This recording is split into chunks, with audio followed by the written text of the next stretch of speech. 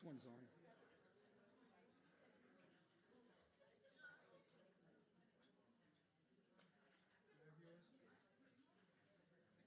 Where's Mark? Maybe Mark better get up here.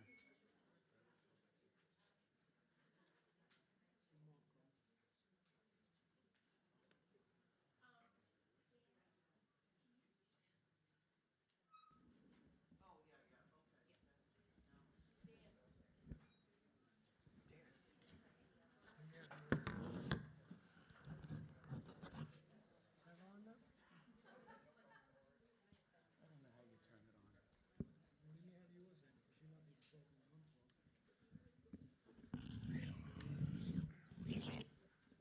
Hello?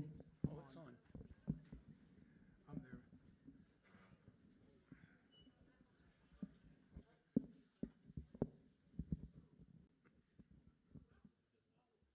Now that you've all seen my mechanical abilities, good evening. I'm Alan Edelkind, School Board Representative from Dublin and Vice Chair of the Conval School Board.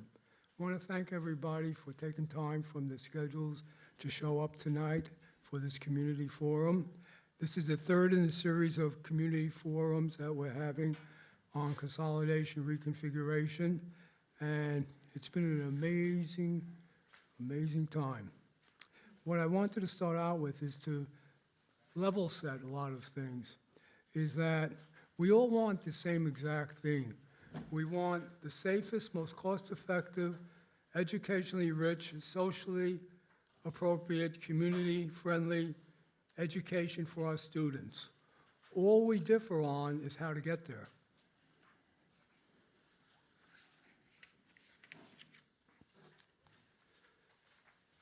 Now I'll get into my opening remarks.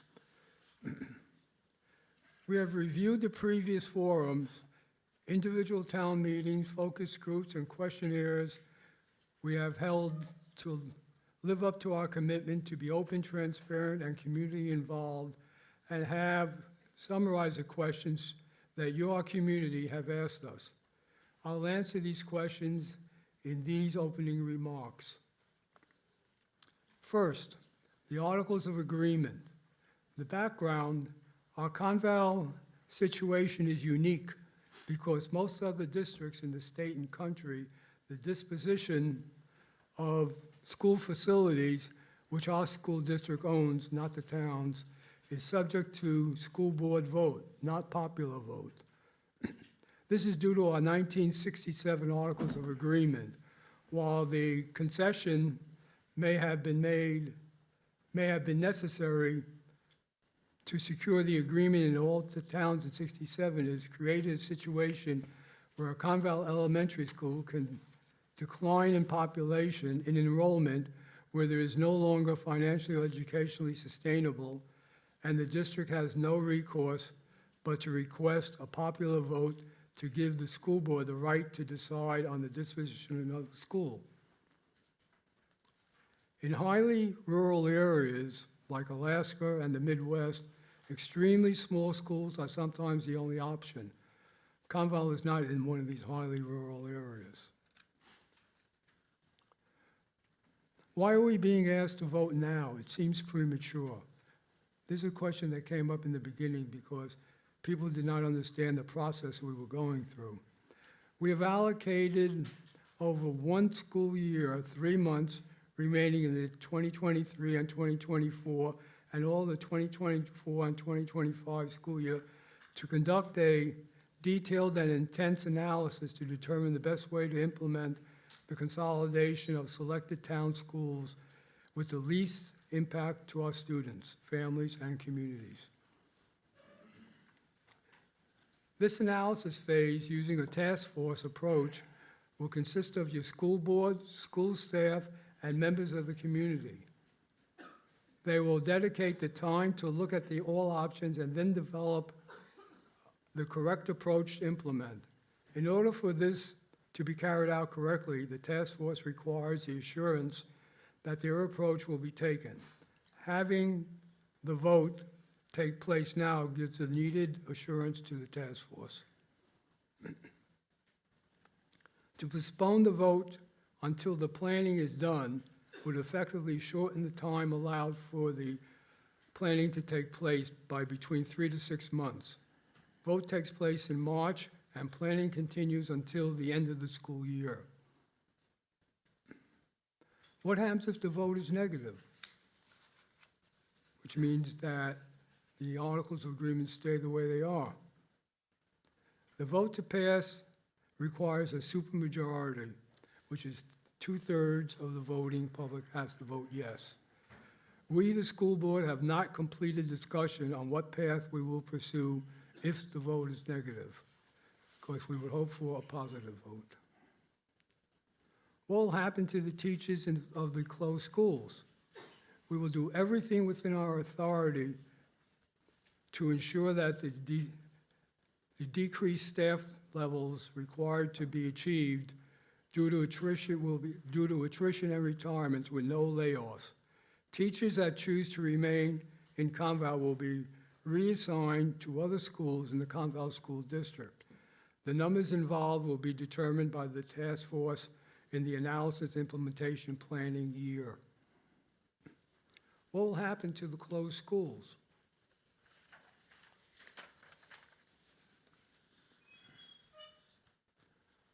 According to the current law, the first choice for the use of the building would go to the public charter schools. If they don't want the school, then the district can sell it to the town and other entities depending on zoning, such as elderly use, industry, workforce housing, etc. Decisions will be made by each town separately. This would be a cooperative effort of the towns and school district. The school district does not intend to keep an empty building, and there's no evidence to suggest that Conval enrollment will increase in the next decade. What about the impact to our students? Yes, there will be an impact, and we are confident the impact will be a positive for both the children from the sending towns and the children from the receiving town. Children are resilient and look forward to new opportunities if they're presented correctly. There will be enhanced social opportunities for both sets of children. Their educational opportunities will increase with diversity and the increased number of teachers' classes in each grade. There will be more before and after school activities. There will be more opportunities for an expanded curriculum. Bus rides for some might be changed, but we kept to reasonable lengths. We fully appreciate the attachment to small schools, but there is an issue with micro schools containing less than 10 students per grade, as this has a negative impact on our children's futures. My child and grandchildren attended one of these schools being considered for consolidation. We all love the school and teaching staff, but realize there were opportunities missed due to continually decreasing student populations. Savings. Savings are conservatively estimated to be between $2.6 million and $4.5 million, split between regular education and special education annually. Remember, these are annual savings. There is a conservative figure, or this is a conservative figure, and is a savings of over 4%, whether it is in the form of a return or decrease in future budget needs. But remember, consolidation is not only for savings. It is also to achieve a safe, socially appropriate, and educationally rich experience for our children. Will the taxpayers see the results of the savings? Of course they will. The savings could result in a direct return to the taxpayer, or could be used to offset some or all of the budget increases per coming school year. Either way, there will be an annual savings to the taxpayer. Why not move higher grades back to the elementary schools? Extremely small class sizes by grade would be the result, and research does not support that is a best practice to support student learning and would result in missed educational extracurricular activities. Moreover, based on the capacities of the 8 elementary schools and the projected enrollments, most of the elementary schools would still have empty seats. Moving grades back to elementary schools does not solve the problem of micrograde student attendance. In fact, it increases it. Budgeting danger zone. Of the district's current budget, 83+% is allocated to salaries and benefits. Benefits in 2023 and 2024 were equal to 50% of salaries, 49% at the elementary school level. Given that this does not include salary benefits for outsourced transportation, food service, or custodial work, Conval is approaching a budgeting danger zone where so much is spent on staffing that there is little funding left for supplies, resources, repairs, new initiatives, etc. The 4 schools recommended for closing are at approximately 25% capacity and have been for years now. Low enrollment didn't just happen. It's not a short-term economic situation, as the problem has transcended years of economic peaks and valleys. Almost done. This consolidation reconfiguration will prevent Conval from entering the budget danger zone. The correlation between home sales in Peterborough and Conval School District enrollment. Your school board has researched the correlation between house sales in Peterborough from 2000 to 2023 and district enrollment and have found that there is none. District enrollment continues to decrease regardless of the number of home sales in Peterborough on an annual basis. And we have the charts for this. Do we have all the answers now? Nope, we do not, nor did we expect to now. We have a direction to pursue, and we have allocated over 1 year of intense, open, and transparent community-involved time to develop all the necessary answers.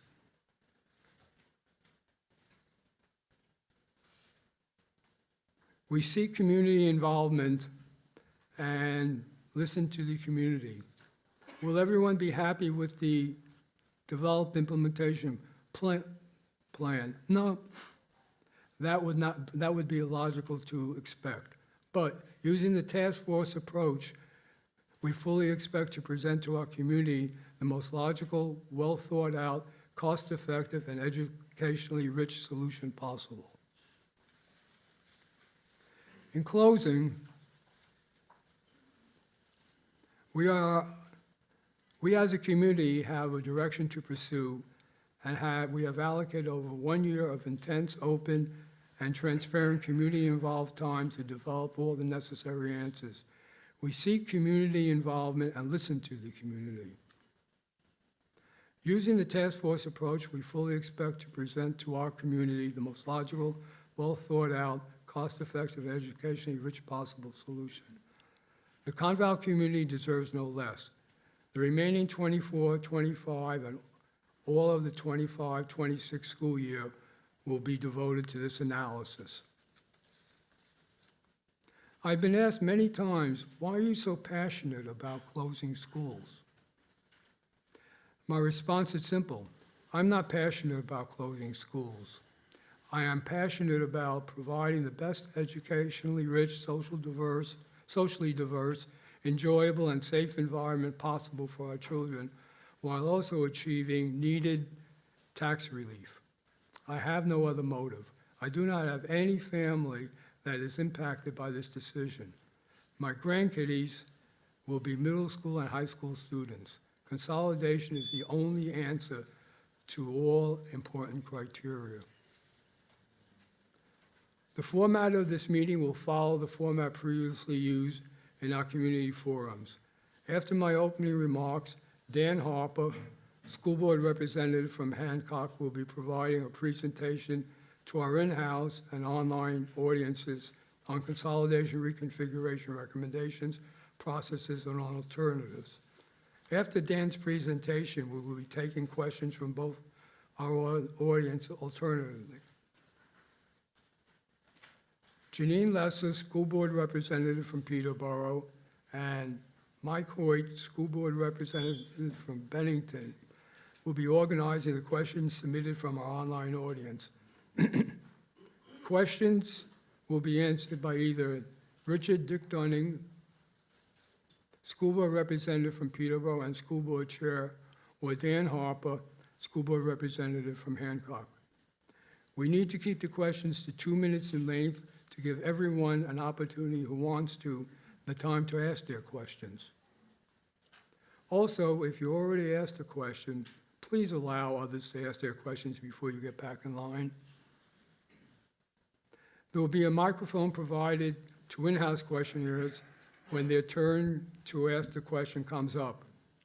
Please step up to the provided microphone as we want the online audience to be able to hear you.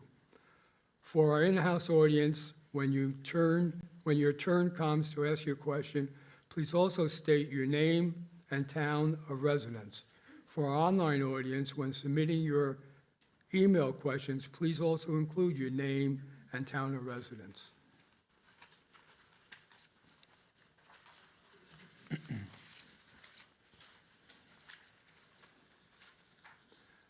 That does conclude my prepared opening remarks, copies of which are over there if you want one.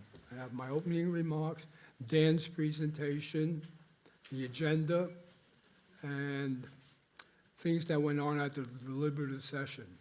So anybody that wants one, they're over there. You can come and get them. Probably easier after the meeting, or you can do it right now, whatever you feel like doing.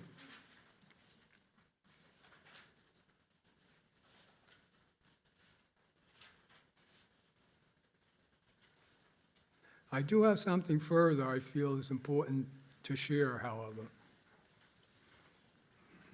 Being on the school board has given me an opportunity to visit all 9 of the Conval towns, each one being beautiful in their own unique way. I'm amazed at the diversity of each town. But what really got my attention is that all want the same thing from the school district, and that is providing a quality, affordable, and safe education to our children. Yes, depending on lots of factors, there are different ideas on how to achieve all while we're maintaining a sense of community, as there should be. The school board has listened to all and has involved our community in all processes. We have analyzed all thoughts and determined what we feel is the best solution. We will spend the next 15 months with our community in determining the best implementation plan possible, always keeping in the forefront of our minds the goals of providing quality, affordable, and safe education for our children while maintaining a sense of community with them, for them. That is what you elected us to do. I am now really finished with my opening remarks, and I'd like to turn this over to Dan. Thank you, Alan. First, I want to thank everyone for being here tonight. You all have, I know you all have busy days and busy lives, and it's not as always easy to get out in the evening like this. It's not just happening here. In communities across the nation, elementary school closings due to low enrollment have become an increasingly common and complex issue.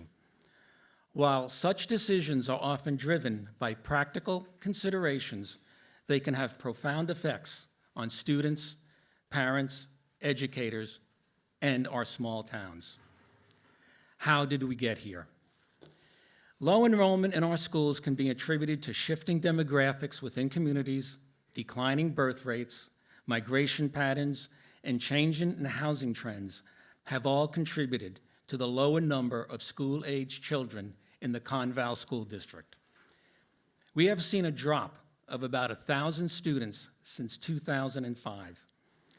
This decrease has caused us to face financial challenges which have also impacted our ability to provide quality education and resources.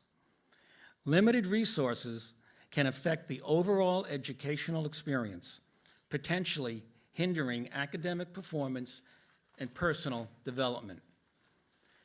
The Conval School Board has been transparent with parents and the community when contemplating school closures, keeping you informed about the reasons behind the decision, potential alternatives, and future educational plans for affected students has been important to us. This is the last of our forums. Our contact information is on the website, and please feel free to make public comments at our scheduled board meetings.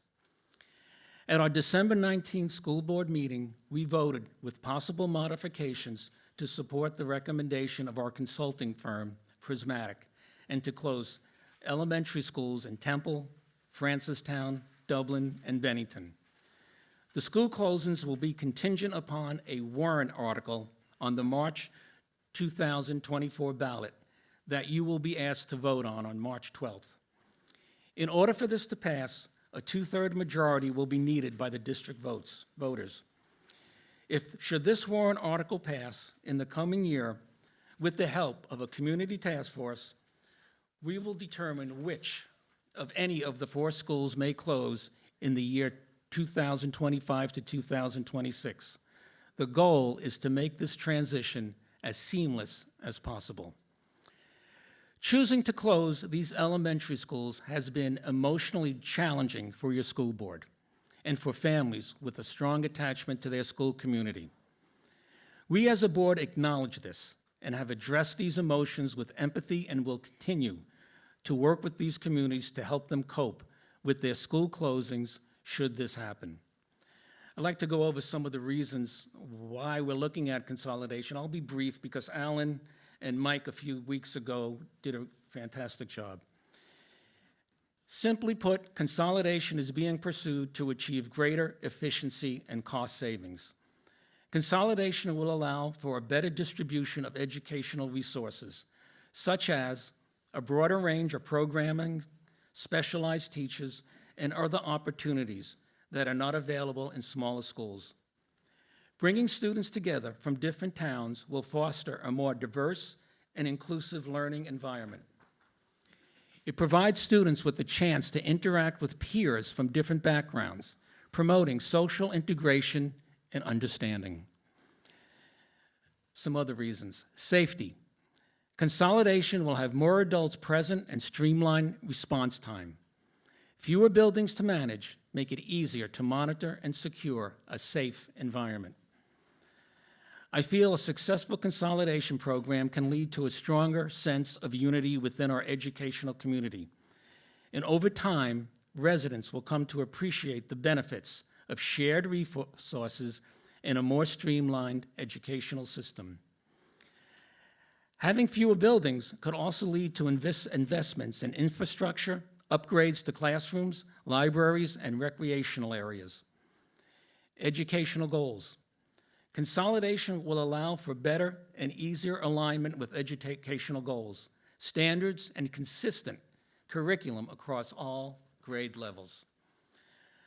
I like to touch on a few frequently asked questions just so we can give more people a chance to speak. We always seem to run out of time, so I'd like to address some of the things that have come up and try to answer them. But that doesn't mean you couldn't comment about them or ask for further detail. Why not bring 5th grade back to the elementary school?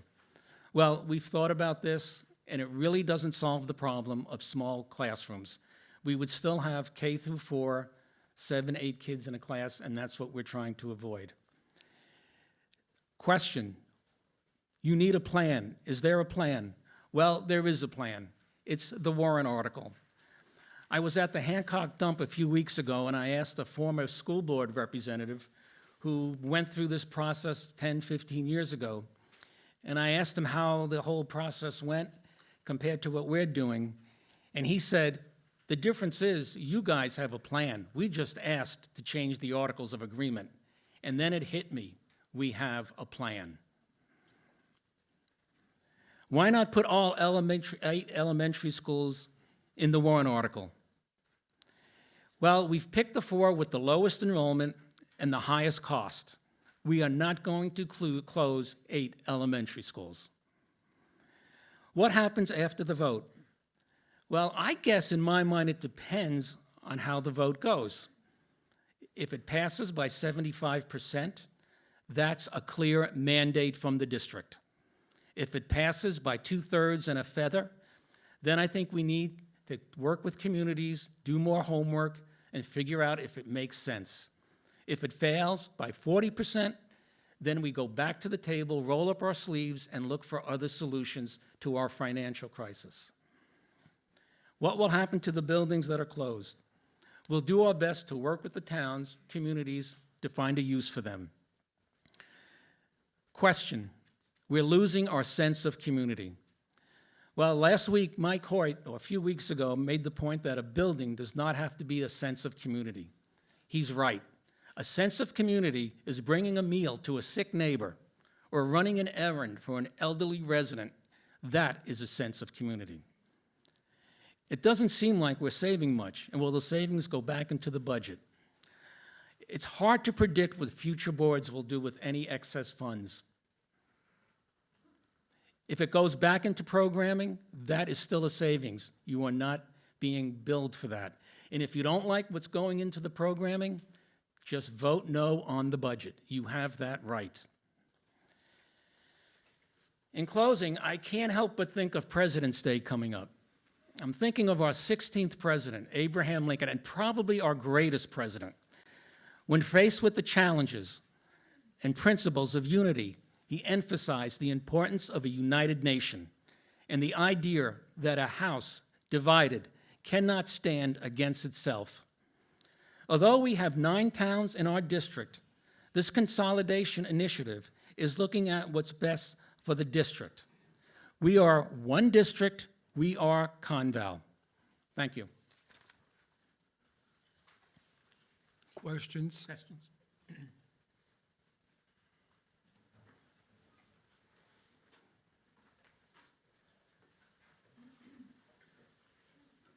Good evening. My name is Jim Cleary, Board of Selectmen, Town of Bennington. I wish our town wasn't on one of the 4 schools, for I still would be up here. I have a lot of concerns about losing an elementary school in any town. I was a current board member back in the 90s, and I wish I had my charts at the school board and school presented to us back then about the explosion in population back then and for the new elementary school level. It was a lot of money. I know we don't have that crystal ball to see what's going on. I know the federal government and the state is looking at more housing throughout the country, in the state also. So in another 5 years, we could have an increased enrollment. And if we close these schools, I'm real concerned about that because I've heard this before. And like I said, it went through back in the 90s, and now you're asking us to shut down schools. I'm very concerned about that. I do appreciate what you folks are doing. Like I say, I'm a selectman, and I should rather be a selectman than have to do your job because it's a tough spot. But I do understand why you're doing this.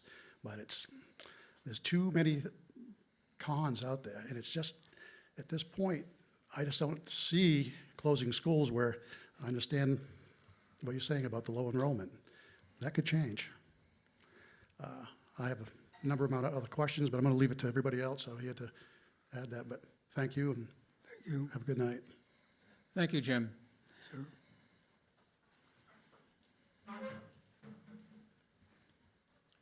Alan Pickman, Colburn Road, Temple. I wonder if, it seems to me that you haven't looked at the question of whether towns might decide to leave the district if this passes. Because I think one of the things that would happen in some of the towns at least, including Temple, probably Francistown, would be committees formed to look at withdrawing from the district and keeping their own schools. Towns have the right to do that. Amherst dropped out of the Milford school system and set up their own high school, complete school system of Sauhegan. Mason pulled out of Messinic because they felt their needs weren't being met, and they currently have their own K-5 school and then tuition their kids to Milford. So I think some of the towns may be looking at this if this consolidation plan passes. And I wonder if you have considered what that might mean to the presumed benefits of this plan. Thank you. I'm assuming this mic is hot. We have thought about that, and that's a decision that individual communities are going to have to make. It is not a simple solution. It's pretty complicated. Each town would have to put on their individual warrant that they would like that to happen. The individual towns would have to vote in that direction, and then they would have to then provide a study to show what the impact would be. The impact on the district would depend on the schools that decide to leave. I'm not sure, when I look at the alternatives, that that's going to be a cost saving for any of the towns that decide to leave the district and join another district. You still have to have a supervisor union, you have to have the staff, all the things that come with the school. So that is a choice. I know at one time that discussion took place here in Peterborough, and the voters in Peterborough said no, they were not interested in doing that. So again, we can't answer that not knowing who's going to be gone, but I don't see that as a viable option that would make things better for the school, particularly financially. I don't see that as a cost savings. So I guess we'll cross that bridge when we get to it to know what we'd have to do. And again, it depends on how many schools decide to leave. Laura, I think we want to take a question from the online. We were going to alternate questions, I believe. So you can come up to the mic, but we're just going to take. We have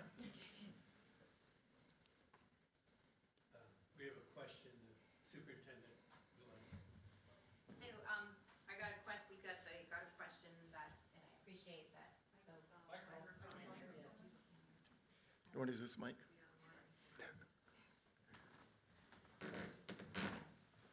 I appreciated that the person sent it to me with a couple of days, so I only had a couple of days to prepare the question.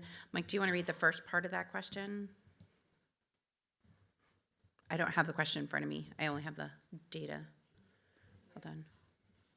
The question is, please flesh out with more specifics 2 themes from the recent Ledger article interviewing you about what's at stake. The first one was nothing left to cut. Over your 15 years, what specifically are included in the significant things that have had to be cut, especially from the middle and high school programs? And then the second part was reduction in available state funding.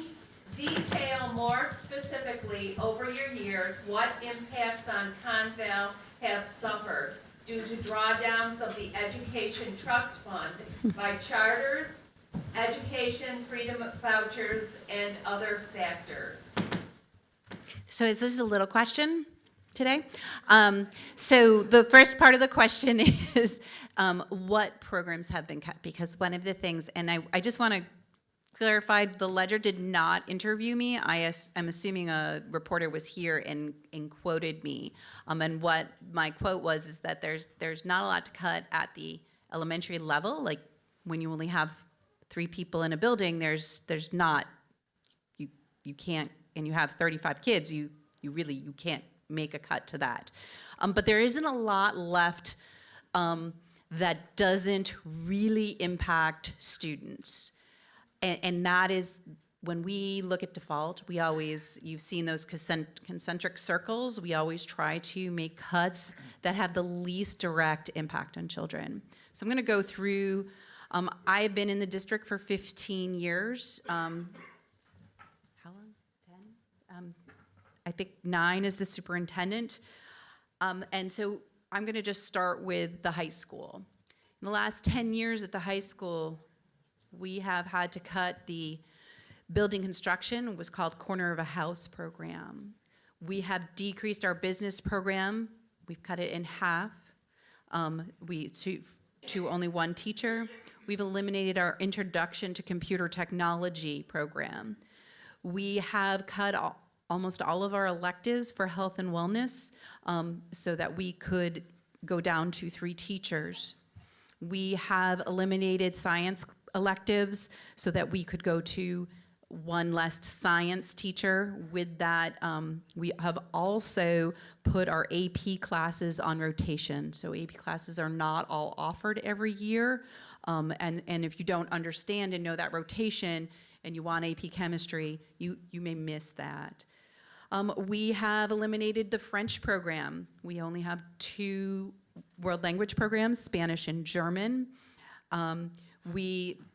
This does not impact all students, but we have had to eliminate our one school psychologist when your students are returning from and coming in with some of the issues that we're seeing right now. That's a real challenge.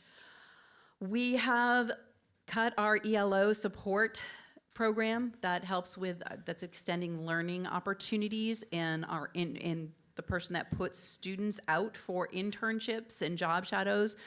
We cut that program in half. We have cut administrative assistants and asked our administrative assistants at the high school to do more. We eliminated our early childhood education program. I already said we eliminated our French program.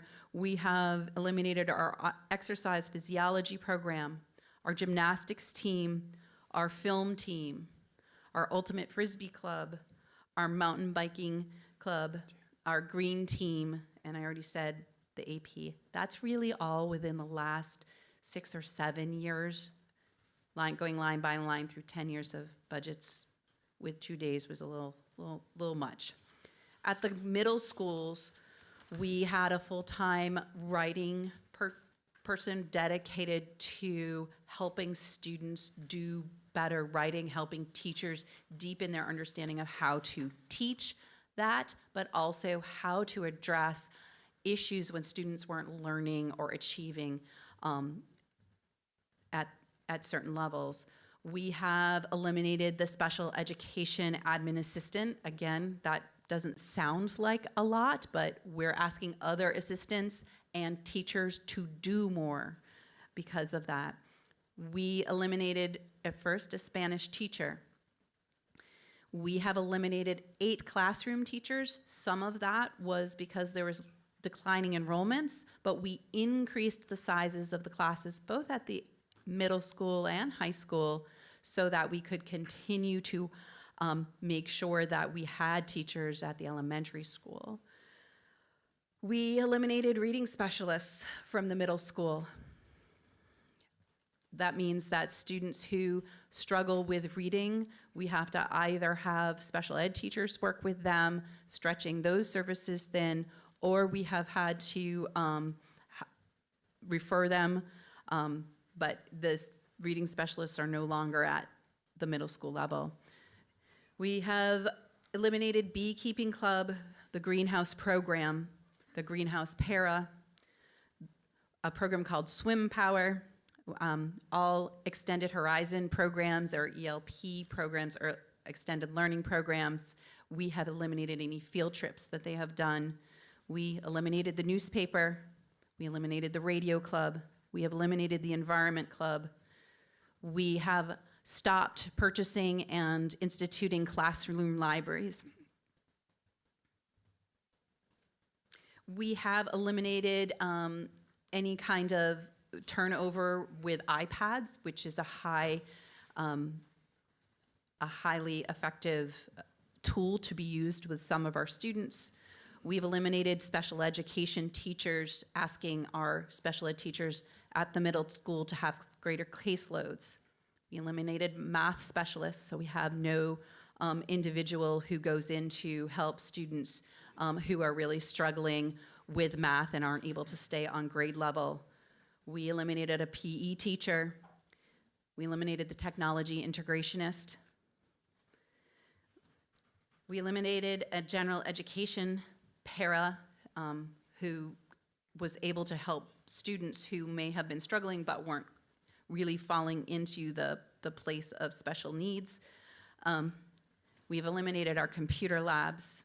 We've eliminated gymnastics, and in one building, we eliminated the librarian. At the elementary schools, we have eliminated the arts enrichment program. We've eliminated any kind of math tutoring or reading tutoring.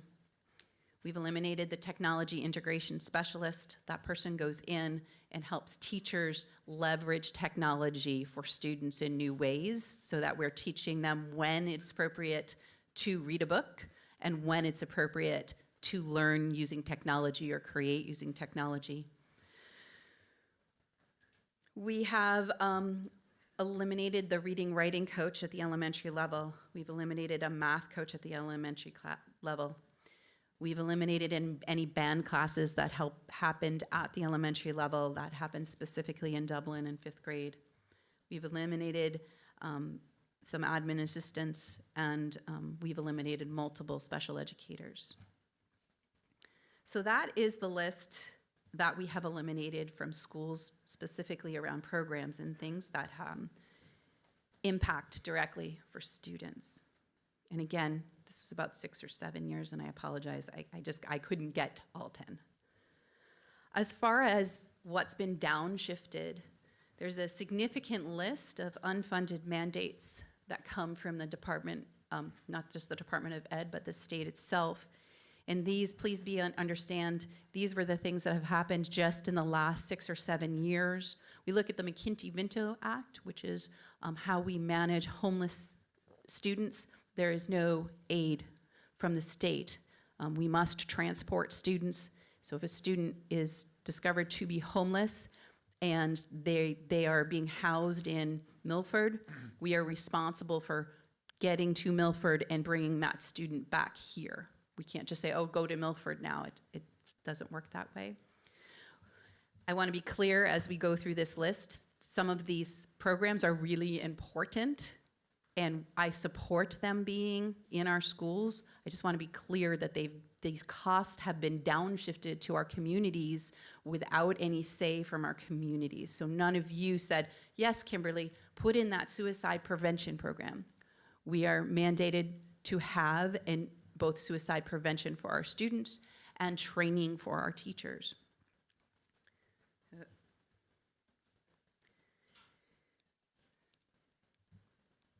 We are required to have financial literacy and specific added components to our curriculum. We have a high school citizenship test we have to give now. We must test our water every year for lead, and we must remediate any lead that we find. We must have free feminine products in all our bathrooms from 5th grade through 12th grade. We have a significant amount of state reporting to do, as we should. If the state has every right, they send us a whole $4,100 per student, they have the right to ask how we spend that money. The state reporting averages annually about 150 hours, and that's just the financial reporting. That's not like the special ed reporting or the curricular reporting. We have to do a dyslexia screening. We also have to do that dyslexia screening in any charter school within our district. That means we have to send people to those schools to do those screenings. We have a data governance plan that we have to have. It's time and money to create it and then implement it. STEM curriculum. We have a new playground installation surface criteria that we may have to meet. So anytime we have a playground, we have very specific surfaces that have to be met. It's actually quite a cost.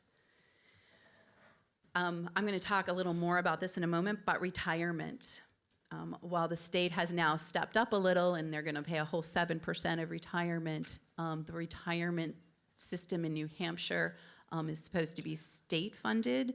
And it is not, and I'm actually going to talk at length about that. The whole state assessment program, while they send us the tests for free, they come and often monitor and tell us what we're supposed to be doing, but they don't provide the training for the teachers on how to implement the assessment. They don't provide the people to collect and proctor the assessment. It's actually quite an undertaking. Transportation to charter schools. Any charter school within your district has to be, we are required to transport the students to them if the charter school requests that.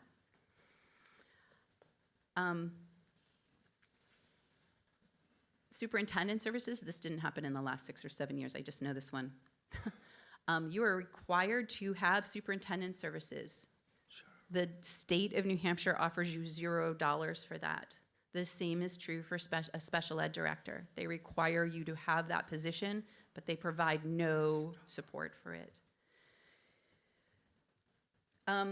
Full transportation and tuition for off-site CTE programs. So a student absolutely has the choice to go to an off-site CTE program that we don't offer.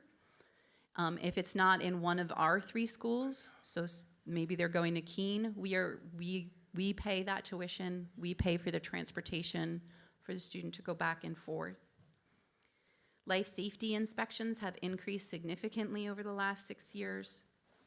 Excuse me, if we're gonna have any time to ask questions, can we I'm- stop the discussion of the minutia? I think, We understand that you. I'm sorry, Many issues. should I keep going, or what do you want me to do? It's up to us, I thought this was supposed to be a forum. And I'm answering the question from the woman who's sitting at home. I would think, I think we should stop it, don't you? Explaining everything the district has to do. Because that's what I was asked. No. I- I What do you think want we me ought to stop. I'm sorry? I think we should stop now. Do you? I am happy to stop. I was directed by the board to come prepared to answer this question. So I'm happy to I stand understand down. that. Okay. Thank you. Thank you. Hi, I'm Laura Maffera from Francistown. Mine is a bit of a follow-up to Mr. Pickman's question. Several of the towns have been in this position of facing possible closures for some time and feel threatened, quite frankly, and are losing faith in the system. As Mr. Pickman mentioned, several of the towns have committees looking at different options, and there are other options outside of Conval. Just for some info, Dublin, Temple, and Francistown send approximately 400 students into the Conval district. The 3 towns have roughly $10 million of tax dollars that they send into the system for an average of around $24,000 a student. Just for reference, Peterborough has about 680 students.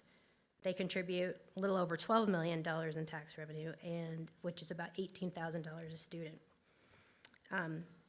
At least one of these towns, possibly more, do have warrant articles on their town meetings to initiate a feasibility study to leave the district. If all 3 of those towns chose to do this study and to leave the district, is the district comfortable with that type of loss? And do the savings of closing the schools offset losing the money from these 3 schools? Or these 3 towns, I should say. Sure, I'll be glad to answer that. Of course, we would not want to see the schools that have been with us for years and years to leave. But that's a choice of the individual communities. The direct impact would be on those schools that remain, which would mean there would be reduced costs for them. What it would, what it would mean for those towns who are not going to send students to the middle school and high school, there'd be a reduction in the populations in those 2 elements. The middle school would be smaller, the high school would be smaller. And again, it is a decision that the towns can make, and the towns that remain will deal with the ramifications of that.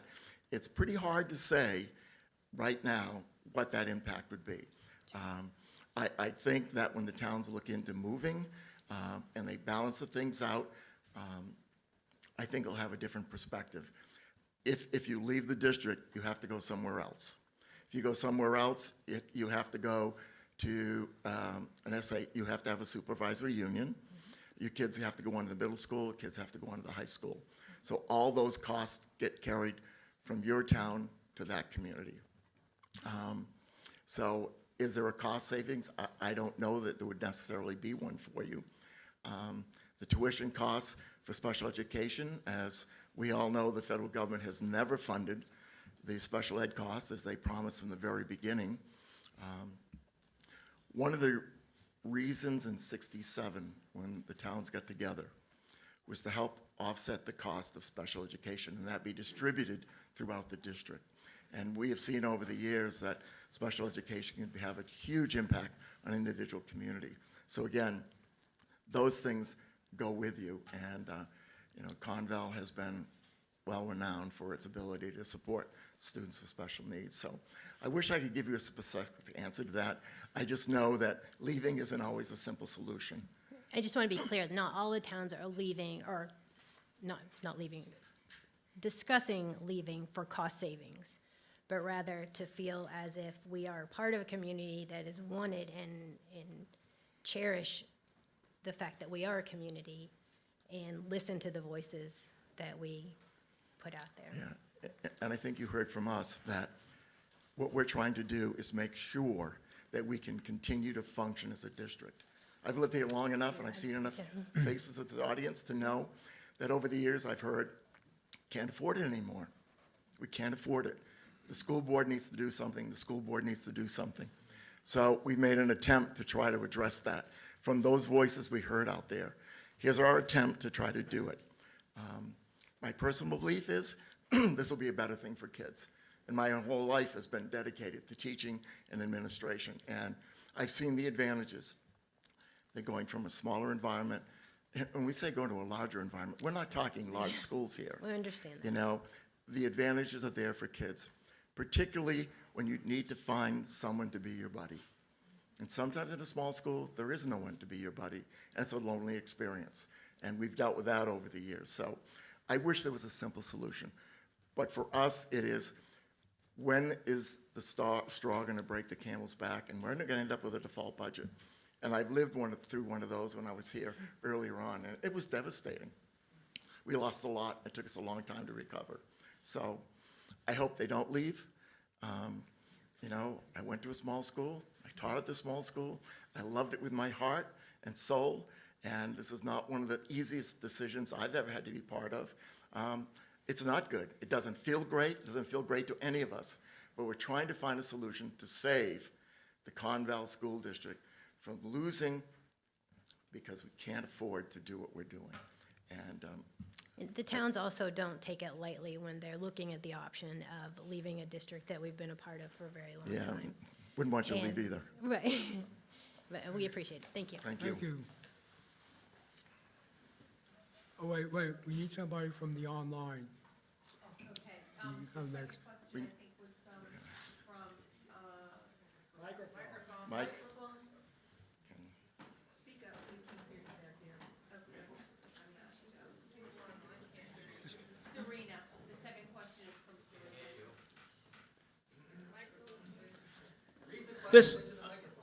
That's what I'm going to do. The second question is this from a woman named Serena in Peterborough, I believe. Last night at the deliberative session, and I believe it was stated that the next year's budget will increase by 4% to $58,370,000. This number does not include the additional $1,229,000 for the collective bargaining agreement or the $500,000. They are talking about taking out of the health insurance capital reserve fund for a total of $60,001,137 being spent next year if this is all approved. Can we maintain a 4% increase in the budget every year? Taxpayers cannot continue to support all the costs. If we do not consolidate schools, what will be cut to cover the costs?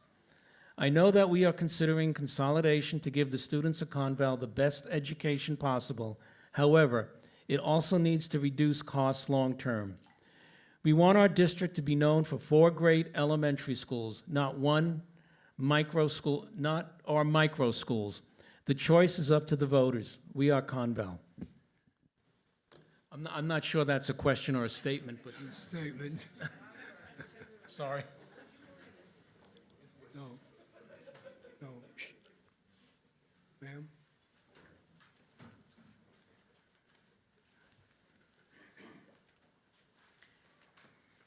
So I noticed that the schools that are like. Ma'am, where are you from and your name, please? Oh, my name's Ann, I'm from Peterborough. Thank you. Okay. I noticed that like all the schools that we're planning to cut are like the furthest away schools, which means that those kids are gonna have to be on the bus for a really long time. I know you don't want like long bus rides, but the fact of the matter is, I live in Peterborough, and my kids were on the bus for an hour every day getting to the schools in Peterborough. What are the kids in the far side of Francistown gonna do, to get to, whatever school they go to? That's a long bus ride. And that was one of the issues that my son had, that we ended up having to pull him out of the private school because he wasn't learning. One of his issues was that by the time he sat on the bus for an hour, he was in no mood to do schoolwork, either at school or homework after he got home. It was a problem. And the other thing is, you're talking about more opportunities to have a school buddy, but what if you live in Dublin and your school buddy is like in, the far side of Hancock? Especially if you're in elementary school, there's no way you can go hang out with your friend unless you have parents who can drive you every time you want to go hang out. And I don't know how many people are comfortable letting elementary school kids have, school buddies just online. One of my kids started doing that, but that was her senior year in high school, when there began to be ways to hang out online, because her friends were on the far side of Antrim, and they couldn't get together. They didn't have driver's licenses. But, so anyway, those are just, concerns that I have about this. Thank you. So let me just talk about the transportation piece here first, because that's a critical one. And we're very sensitive to the fact that there are long bus rides. Part of what we look at is how do we affect the transportation to minimize the amount of time that a kid would be on the bus. So two things have happened over the last few years. We've had a request from the community to change the starting time of the high school and middle school, which means flipping what we do now. I can tell you, I would not be an advocate for having elementary school kids standing at a bus stop at 5:30 in the morning. Not happening that. Not under my watch are we gonna do that. The solution is to have a one-tier busing, that we have all the kids ride on the bus together, a K-12 route. Giving that as an option, then we can look at how can we make the transportation work from the communities to the school that they will be assigned to, and see what we can do to minimize that bus route. As far as the buddy thing, what I'm talking about, when you're in school, having someone that you could work with, would be your friend at recess, those kinds of things. How the other things work, that's really up to individual parents. I'm sure there'll be some way that if two kids are great friends, the parents find a way to make that work. But the busing is a key one, and trying to make that is to minimize the bus routes. And a one-tier bus route is a way that we hope we can address that. Mike? And part of the consolidation plan included the fact that Need a microphone. part of the consolidation plan did include, if you read the plan from that was put forth, that additional bus routes would be looked at, and that was included in the cost savings that we were quoting for that. So it's not just a matter of putting everybody on the same buses that already exist. Let me just add to the one-tier bus routing K-12, because certainly I've heard concerns about, I don't want my kindergartner riding on the bus with a high school student. Trust me, I would love to have my kindergarten riding with a high school kid on the bus. You want to talk about protective mothers and fathers? You got them. I worry less about high school kids and more about middle school kids because I have much more experience with them on buses. But I know that when we went to school, it was a K to 12 tiering, and I can't ever remember that being an issue. Things are different today, I understand that. We have cameras on the buses, we have the way to monitor behavior on a bus, so all of those things have really helped to make sure a bus trip is safer for kids. So we hope that'll be a solution, no matter what comes out of the vote, that we look at a one-tier transportation cost and trying to change the starting time of the high school. Best picture in my head would be we'd actually start when the elementary schools start now, and we start with bringing the elementary school kids in, then the middle school and the high school, and they would start at a later time. That is certainly a direction that most school districts in the country are going to give high school students a later start. I also want to share with you that there was a time when it was reversed, and the district chose to go to the system we're in now because of conflicts at the high school level with sports and kids that went to work after school. So there are issues out there that still would exist that we'd have to take into consideration when we make that, if we make that change. The next one is from Tim. It was the question. Yes, the next question is from Tim in Hancock. Why is the Pierce Elementary School stated for closing instead of the Hancock Elementary School? My understanding is that the Pierce building is an older building, whereas the Hancock building is on the newer side. And I also believe, and I could be wrong about this, that there's one more classroom in Hancock than Pierce. I think the capacity was higher in Hancock. And that was one of the considerations. And also, Pierce was one of the 4 schools with the lowest utilization and highest cost per student. Chris? That is Chris. Oh, yes. Chris Raymond from Dublin. I've heard the same question about the impact of 4 schools pulling out of the district, the financial impact of that. According to your report, and the current values that these 4 towns are paying, we're paying about $12 million a year, not 10. Dublin specifically just got a $1.2 million increase this year. If you remove that $12 million from the budget, I'm sorry, not from the budget. If you remove that, take those 4 towns out, it potentially could increase the remaining district homes, taxpayers, $865 per $300,000 assessment. So if you got a $600,000 home, it would be double that.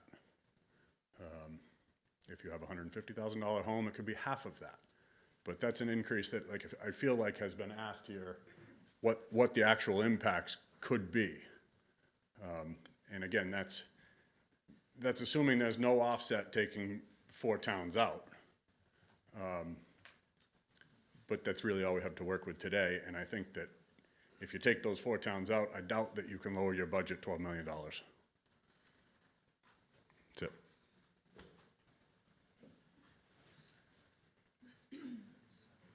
I don't see another online. Yeah, it's Michelle Freeman's. Do you see that? Michelle Freeman. Convale enrollment bottomed out, the largest increase projected. Okay. Conval's enrollment bottomed out in 2020 to 2021. The largest increase from 2020 to 2023 is projected to be in the elementary schools. Chapter 2 Prismatic Report. Please comment.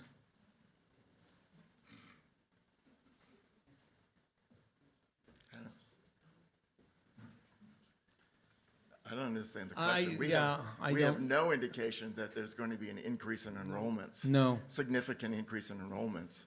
There was an increase, but it was very small. Well, I know, not a significant increase that would make a difference.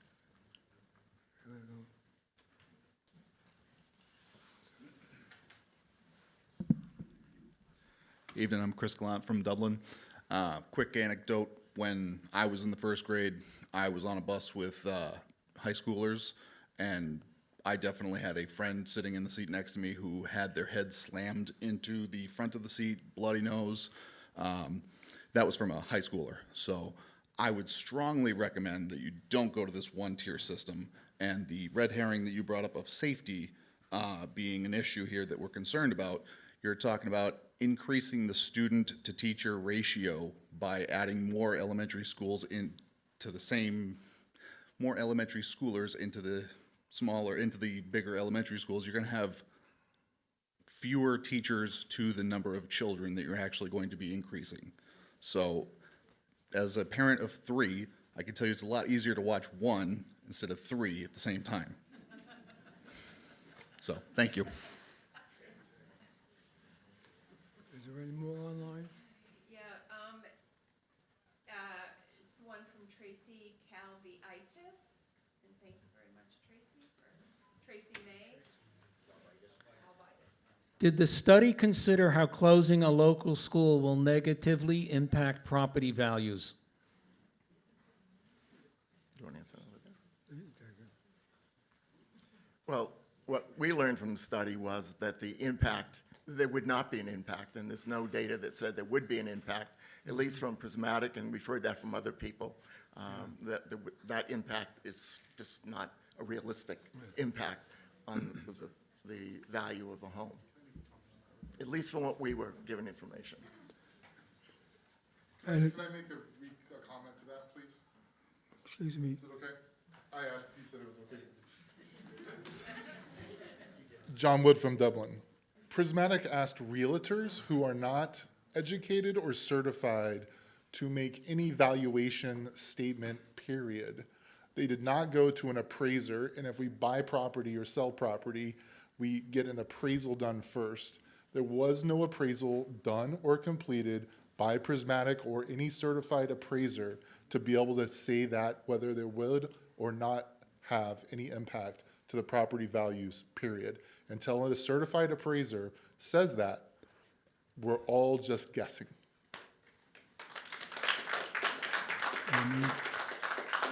You can answer. One thing that you haven't mentioned is a lot of the studies that we have looked at about the impact of consolidation shows that it depends on how you're consolidating and what you're consolidating as to whether there is an impact. And you can't compare everybody to the same thing. And what we're trying to do is say, we are putting together the best plan possible that in turn will minimize any impact to property values. And you cannot say that because the property values in Michigan went down, that ours are going to go down, because the property values in another town, another state, have not gone down. So just looking to an appraiser does not do it. You have to look to all the studies that have been out there to in turn determine how they've done it and have any of them actually not had anything happen to their values. And there are a lot of them. Can you cite some of those and post them for us? We can post them. Mm-hmm. Absolutely.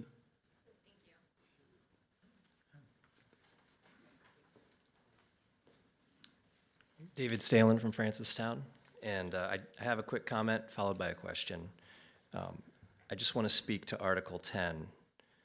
Currently, should the need to close a small elementary school arise, we as voters have the power to act. With a 2/3 majority vote, we can do that. Article 10 on the March 12th ballot would remove this power from voters.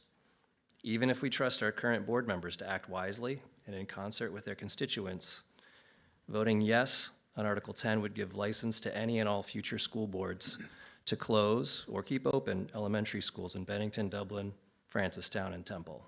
As voters, we would no longer have any say in these decisions. So on March 12th, to safeguard our rights as voting citizens, please vote no on Article 10. I think what we're really discussing here tonight is consolidation, and it seems like the fundamental issue here is the budget. Prismatic was not tasked with saving money for the district. They were tasked with analyzing consolidation. Now, as part of that analysis, they determined that closing 4 schools would save around $2.5 million, or 4% of the budget. That means closing, if you just do the math, closing 1 school saves 1% of our budget annually. This is a simple cost-benefit analysis that no matter which side of the fence you're on, you're making your own judgment. Is that really worth it?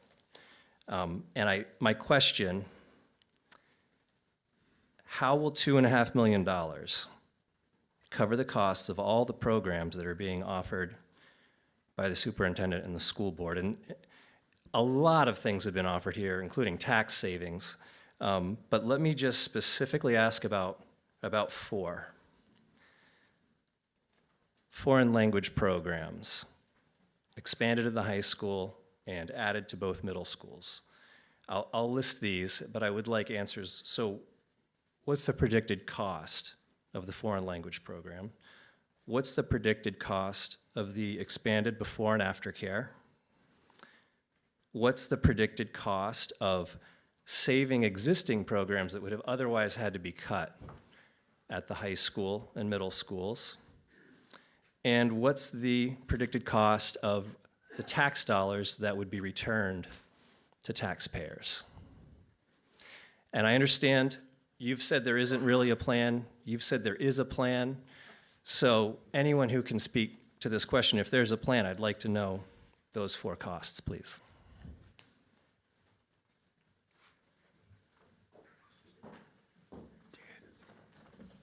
I can speak.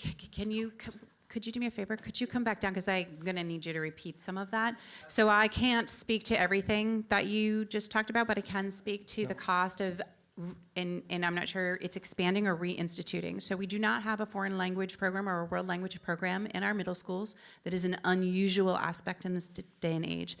Reinstituting that would be the cost of the teacher and the supplies, and you're talking, depending on if we went with 1 or with 2 teachers and what the program looked like, you're talking between $100,000 and $150,000 annually. Okay. Okay? So, and again, that depends on if it's 1 or 2. An additional teacher, probably another $85,000, just to be clear. That covers compensation plus any materials or extra stuff. Based Okay. on on a middle school program. Expanding into a new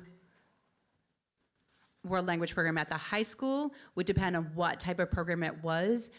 So for instance, Mandarin Chinese would be significantly more expensive than if we reinstituted French. So that's the first question. What was your second one? Right, the foreign language. So then expanded, I realize there's some level of before or after care.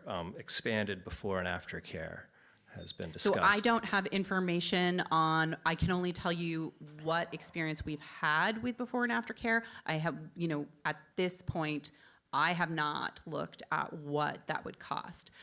So that would be staffing, because we already have the location. And so when the Sauhegan Boys and Girls Club was running that program, it was not costing us, but it was costing the Sauhegan Boys and Girls Club, I believe, about $45,000 a year, because we were giving them the space for free.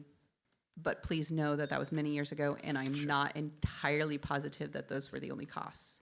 Okay, And there that's could have fair. been grants and other things involved in that. It's a ballpark, that's fair, yeah. And I'm sorry, what was the next part?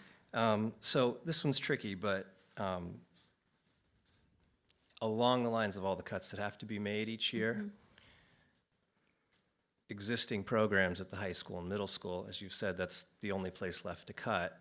So I don't know if you can quantify this, but what would be the cost of saving programs that would have otherwise been cut? Well, there's 2 pieces to that. Do you want the dollars and cents, or do you want the opportunity costs for our students? Because that is really what we're talking about. We have cuts on the table from this year. There will be a RIF. We're hoping to back attrition into that. But, so that's the first piece, is there's significant opportunity costs for our students. It's about, particularly at high school, it starts to be about what they're interested in and where they're going to go and travel for after here.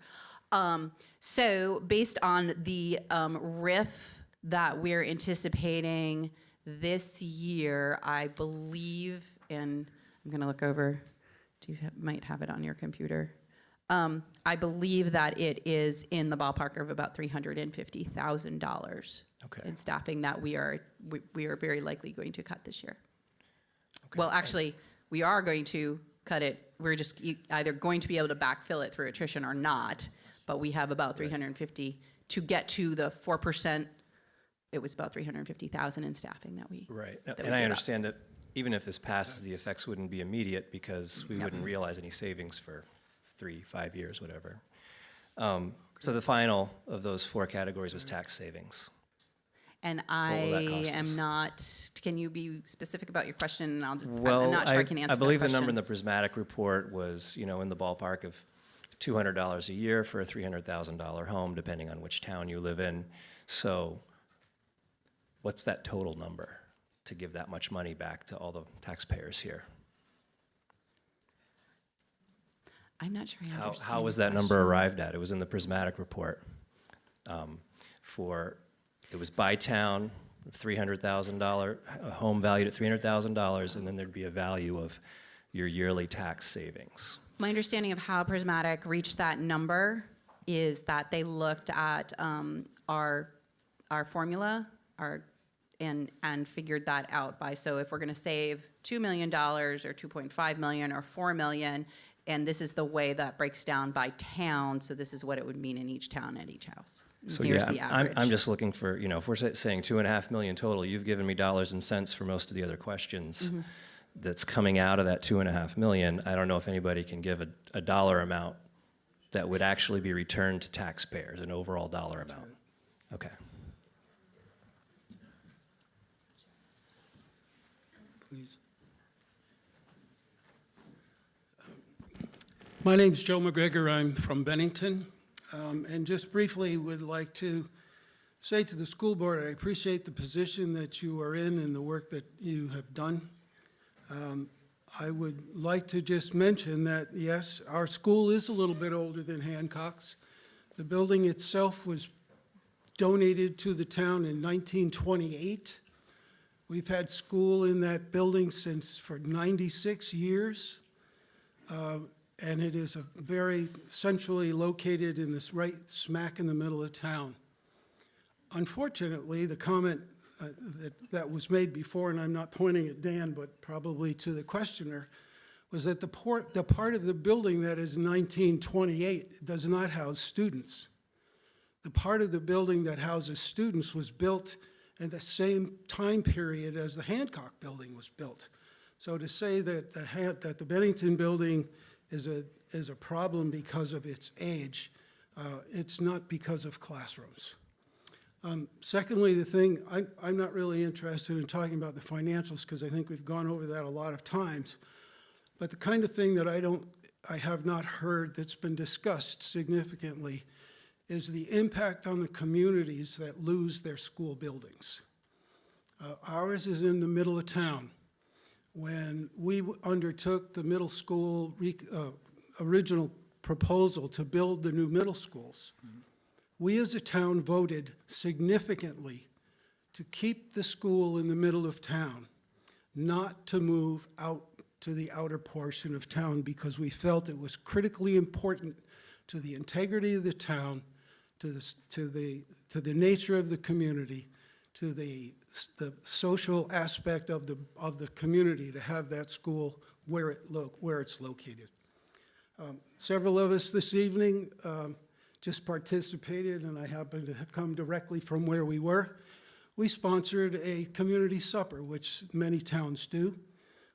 We just served this evening a little over 120 people a dinner. That to me is a community service that we would no longer be able to perform.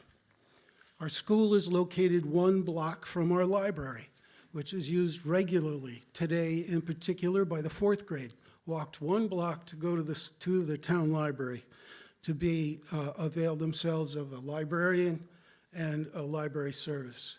Our school is 1 block from our town forest, which is used by the teachers in Pierce School for nature programs in conjunction with the Harris Center. They're also used for story walk programs.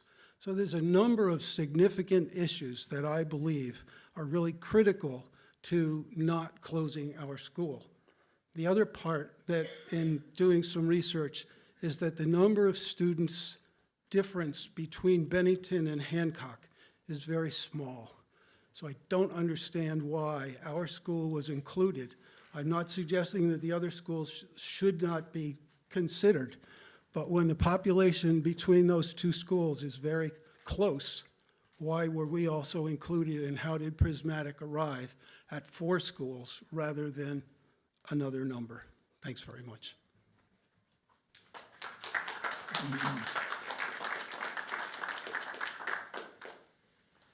I don't see any other online questions, so come on down, sir.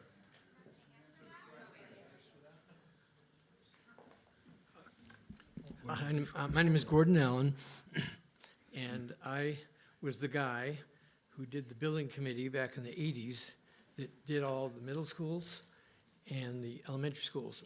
And I guess all I want to say is when we did that, it was very, talk about intensive. I think Dick may have even been on the committee. I can't remember. We spent forever. Things we looked at and why we have, for example, the community rooms, it says just what Joe said. You know, it's, a lot of our towns don't have that asset, and our schools, we felt important to provide that asset, not only for the towns themselves, but for the connection between the parents and the students and the schools. As Joe said, in my town and a bunch of other towns, that they use the community facilities. One of the things we took into consideration very strongly was, and maybe this has changed, is that in the elementary grades, there was a lot more community participation in those elementary grades from both parents and community. And you can't do that if your school is consolidated away. So these intangibles in terms of community are, I know they're intangible, but they're very important, as Joe said. And they're hard, just because they aren't hard to quantify. You know, I hope they were very important in your decision. A couple other things. We had a program budget that we developed when I was at Conval. And all of us sitting here today, if we had that program budget rather than the very clumsy objective line item budget, we could see for every single school what it costs, including the plant. So I would urge the board to go back to the program budget. It's allowed by state law. It's a much better way for you to explain your position. When we instituted, I was back before the SB 2 days, we had very large participation in the budget, and it took forever before we had that program budget. When I was presenting it, when we had the program budget, there was one question. We went on because people could see what we were spending the money for. It wasn't $200,000 worth of books, and people would say, what's that about? It was so much allocated per school. But the big thing that is happening now that scares the heck out of me, that wasn't happening back in the 80s, is we have a concerted, well-funded effort in this state and around the country to destroy public education. I mean, let's be honest about it. And our legislature, who is in our Sir, I think you're going beyond consolidation, and we have a long line of people behind you. And I don't mean to cut you off, okay, but let me make one more comment. yeah, I think you're being a little my one more redundant. comment is, the law is that the charter school from anywhere in the world or the state that is certified has first dibs on these schools. And this is a way that if you want to see a downward spiral in public education, we are providing a great opportunity for that to happen. Thank you. I do have an online question, I'm sorry. How does the $40 million renovation project that we will be voting on next year impact the increase in the budget for upcoming years? And how will it impact or increase our taxes? Mr. Dunning continues to express concerns on behalf of those who have told him they can't afford to live in these communities. Yet costs will not decrease with next year's plan to put to vote such a large renovation project. I feel consolidation is just creating false hope for those who would like to see a reduction in their taxes. And this is from Blake Anderson. No, it's from Lisa Worth. I'm sorry? It's not from Blake Anderson. Oh, It's from Lisa Worth. oh, I'm sorry. I see his name at the top and, Yeah, sorry. okay. From Lisa Worth.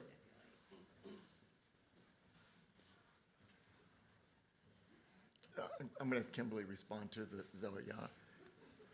40 million, which is a CTE renovation plan we're working on to bring forward, and that's we're in that 25-year cycle where it's our turn to get state funding to help us renovate the CTE center.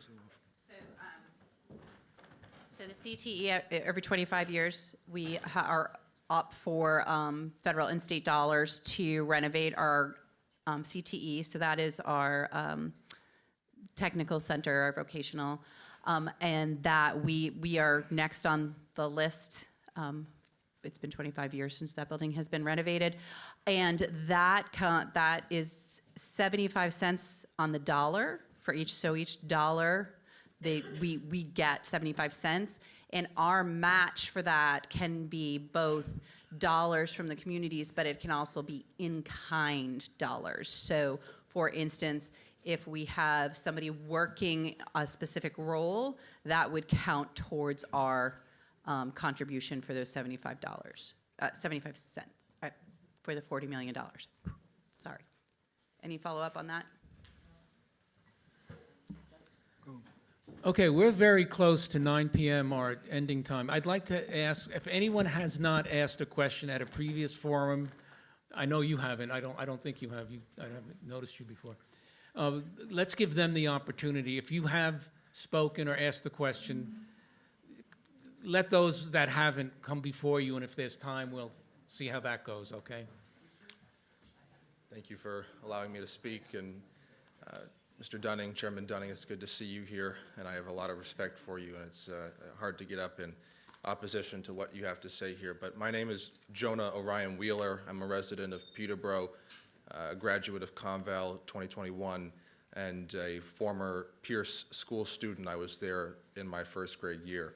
And as someone who used to live in Bennington, I live in Peterborough now, I understand how important that school is to that town. And when I think of this community that Bennington has brought together, I was working, so I wasn't able to attend the dinner that you guys had, but I was invited and I wanted to come. I mean, that's real community, and that's the sense of community that has been built by simply having that building there available to the public. And thank you. And the gentleman before me, and if I had known that I could answer these questions online, I might have just stayed at home, but the gentleman before me did mention this, and I want to bring it back up into the conversation, RSA 194:61, which is relative to unused district facilities, and it's in reference to the charter schools. I'm not necessarily sure if it has first dibs, but it does outline the process in which charter schools would get these buildings. And I think there exists a very real concern that the charter school movement, the privatization movement of our public schools would come to these 4 schools that are closed. And then those schools become charter schools that can discriminate based on whatever they want to. They don't have to take people that they don't want at those schools. And I think that's the concern that exists there, because then that building becomes not the community place that we had, where we had dinner and where we can build community, but instead a place that's restrictive, right in the middle of town. And I think that's a concern. And I know the transportation concern that was brought up by Ann here, I feel that as well, as someone who took the bus from West Peterborough. It took about 40 minutes getting to Conval. That's a 10-minute drive if you're not on the bus. And I know the transportation concern exists for many of the other students that were out there in towns in the district that were farther away. Kids came to talk, oh my God, my bus ride, hour and a half, hour, 10 minutes. I mean, that's ridiculous when you have to wake up so early, as Chairman Dunning was saying. So that's what I have to say. There's a movement to get rid of public schools in our country right now. I came from the State House where, with respect to my two friends over here, we just approved by one vote, 190 to 189, a bill which over the course of the next 10 years will spend $1 billion on private education in our state.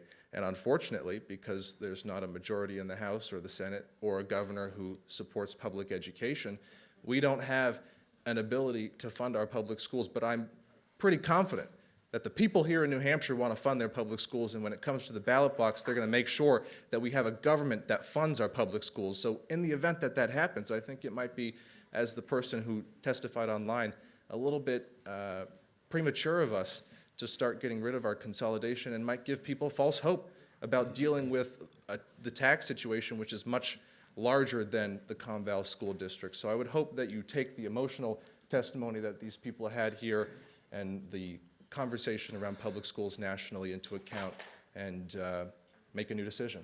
So thank you.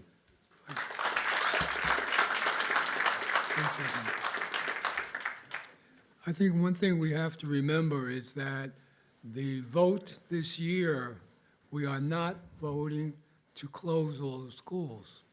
What we are doing is that we are getting permission to in turn look at it over the next year and a half as to all the impacts that will happen to the towns and our communities if we close these schools. And we have over a year now to do the analysis to make sure that we do it correctly. Thank you. Thank you for that, and thanks for the work put towards this. I'm Rashay Colcom from Hillsborough, but I'm a state representative for Antrim and Bennington. The question that I have is, through all of the study and the analysis that you did in consolidating the schools, did you also task Prismatic to consider consolidating the SAUs and seeing if you could save money by consolidating with a different SAU, which would save you probably millions of dollars depending on what your SAU costs are? No, we did not. No, So would that be something you would consider looking forward, instead of maybe closing some schools, go the route of consolidating your SAU before closing and consolidating schools? I think what we have to remember here is that all this input we take, and we will be using it as your questions in our analysis. We don't have all the answers at this particular point. Okay. Hi, Christopher Gallagher from Dublin. I think one of you said that there isn't, you don't have a plan if the vote fails? You don't have a default plan? Is that correct? Well, if the vote fails, we're not going to consider consolidation, obviously. We'll look at other options and look at other ways. I'm going to give you some options. I'm going to give you an option Thank you. for my Good. plan. Yeah, I've got a plan. My plan, I'm voting against it, and I'm voting against it because I don't have enough information. It's premature. So my plan for if the vote fails would be to do exactly what you plan to do in the first year. Do the task force, get the realtors out there, get some real facts about the houses, and come back again next year. I'd consider that, but I think it's going to fail, and don't give up. Get some real facts for us local people so we can make a decision. It's premature. Thank you. Thank you. We will do that either way, Chris. Whether it fails or passes, we will have the task force. My name's Andrea Scheidler. I live here in Peterborough, 23 Eastridge. I'm way over my head here, in a sense, because I've lived in Hillsborough County my whole life. I went to public school in Wilton when it was a little thriving mill town back in those days. Had a fantastic education there. I'm a great believer in public education. I then went on, graduated from High Mowing School, which only had 80 students in it. And then my husband and I, after I completed college, went on to found the Greenwood School for boys with dyslexia in Putney, Vermont, which some of you may be familiar with.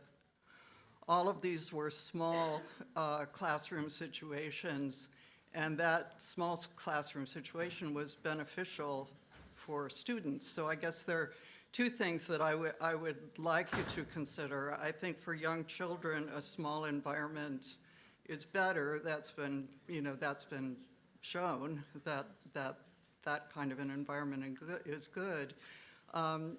Would it be possible, I don't know what the state allows. Here I'm totally out of my depth, but can they do something like integrated day in a public school and consolidate classes in the school to have more kids in the classroom? Can you take kids from overcrowded classrooms or places where they don't get enough attention in a big school like this, which is boggling to me, and take them to the other schools where the classrooms are small and let them have the attention that they have in Bennington or, Hancock or Harrisville or something in a smaller environment that isn't so confusing to them. Maybe there's a larger way of looking at solutions to this. And I also want to add that my brother and sister graduated from here, and this is it's a great school. So I'm not criticizing Conval. But in terms of the nostalgia factor, excuse me, it's hard for me to stand up here and talk. I actually have a brain injury from being hit by a car out on 202, and that's also a concern of mine, is more traffic on 202. But is there some kind of a way that we can think more broadly about how to solve a bunch of things? When I listened to your list of all the things that you've cut out, I was like, this, the most important thing is the 3 R's, that's so important. Thank you, So, ma'am. thank Let's let the last 3 Yeah, people speak. I sorry. think it's fair to them. Please keep it to 2 minutes. People are getting antsy and wanting to leave. But I do feel if you've been standing there, 2 minutes, please. Thank you. My name is Peter Allen. I'm from the town of Temple. And I just would make a couple comments here, and I'll keep it brief. The honorable gentleman from Dublin here was so astute to quote Abraham Lincoln. And I think, all I could think of was, he was probably one of the most highly educated citizens of America's history, and certainly probably as a president. And this man was educated in a log cabin. The other thing I wanted to mention is that none of the discussions I've heard tonight or read in any of the documentation address the impact on parents. And this is critical. These small schools in these towns, the parents don't have to drive far to all the events that take place in these towns. If these schools are consolidated, the catastrophic effect on where parents will have to go to engage all of their students in the various schools, if they all have to drive to Peterborough from Dublin, Temple, Francistown, and Bennington, that strikes me as a seriously onerous burden that they're going to have to carry. Thank you. Thank you. Michelle Silly-Foisy from Temple. Dan, just so you know, it says 9:30 online, so it might make you feel, even if people did, I apologize. I thought it was. it says 9:30 online. It does. I just looked today before I came, and I went, whoa, 7:30 to 9:30, that's a long time. Yeah, online it says 9:30, but it's okay. I'm just letting you know that you're not rushing me. Okay, on any material that we sent out, I believe it was 9. It may have been put on social media by anyone. But Yeah, it was you're- on the we're gonna let you speak. Conval website. So anyways, I wanted to just ask, I know it was mentioned that in the budget, it is 85% staff. And my question is, if the point of moving the schools into having them consolidated is to keep the staff that we have in those schools, then with the staffing being the largest increase in the budget, how will that reduce the budget for the staffing?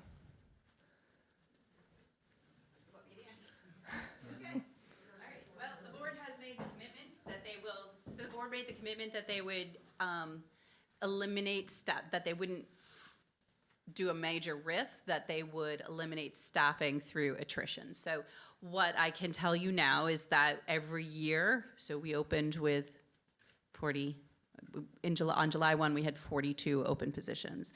Presently, we have 20 open positions. So I think the plan, I'm not a board member, is to back into those positions so that everyone will have a position, and so the cost savings would come through not necessarily laying people off, but attrition of positions. So when we weren't able to fill a position, or if somebody left, rather than replace that person, we would eliminate the position.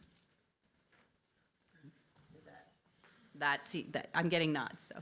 Yeah, I guess I'm wondering about, so if, say, like someone in Temple is a second or first grade teacher, and you're saying there's 20 positions open, so if there's no first or second grade teacher, they may have to like take a fifth grade position. So or they're certified K-8.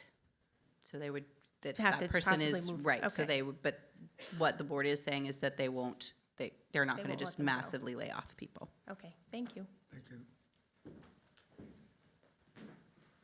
My name is Ellie Laramie Byers from Francistown. There was one thing that you keep on saying is that I just have a comment and then also a question. One of the things that you've said about communities just losing a building, I can tell you that the students in our school, they contribute to our community in a lot more ways than just a building. Two ways that come to mind is recently our kids made Valentines that were left all over town for residents, and to someone that may not have loved ones nearby, finding a Valentine from a child, that goes a long way. And then last year, our PTO hosted One Girl's Big Top Adventures, which is basically circus school. And they spent a week learning circus tricks and all these wonderful things. And then they invited the whole community to the school and perform for them. And that was very uplifting for our community. So Francistown Elementary is more than just a building. It's a group of kids that give back to the community. And so my question is, a lot of these programs that you cut, how about investigating interns who are working towards that as their education? A lot of times they have to accrue hours in these areas of education and their programs, and they need internships. Why not work with these people to, teach? I appreciate the concept of having student teachers. We have several relationships with local, both Keene State, Franklin Pierce, and several other colleges and universities. And we average 2 to 5 student teachers a year. That one of the other hard realities is that people are no longer going into education as a field, so there aren't a lot of interns to do that with. And I just want to clarify, I don't make those cuts. I work with a whole team of administrators that comes up and says, let's balance this. I don't decide that we shouldn't have a French program. And then those cuts get taken to the board as a whole package. So that you're just the third or fourth person that said the cuts that you made, and I don't make those cuts. I'm talking about Conval as a general Yes. group, not just you. Yes, yeah. Well, so the interns, great, it's a wonderful idea. It just doesn't translate into a realistic way to staff the buildings.